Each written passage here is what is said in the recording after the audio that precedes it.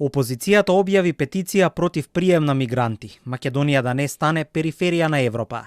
Иницијативата на СДСМ е насловена како одбрана на Македонија, а повикот за мобилизација завршува со зборовите: време е за акција.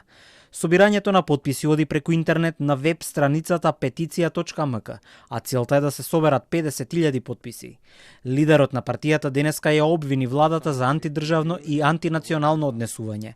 Филипче вели дека ако го игнорираат ова предупредување, ќе следат уште посилни чекори за заштита на државата и безбедноста. Сето ова следува по пишувањата на дел од британските медиуми дека се разговарало со македонските власти за депортација на мигранти во земјава, за што би следувала и финансиска компензација. Владата ги демантираше наводите.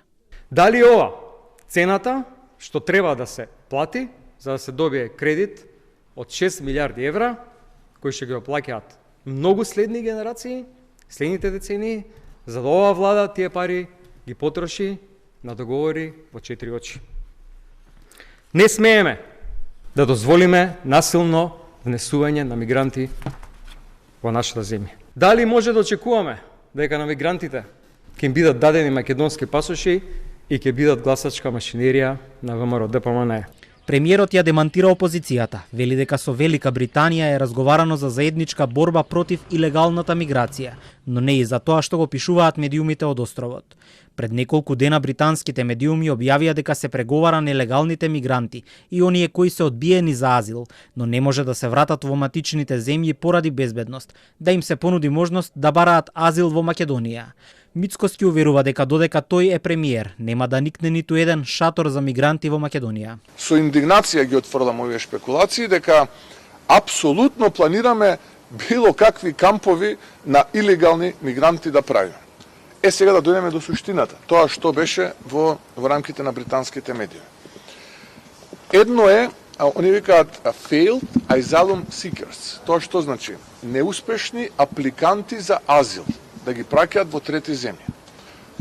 Да потенцирам и да кажам јасно и гласно пред македонската јавност дека таква тема не е разговарана.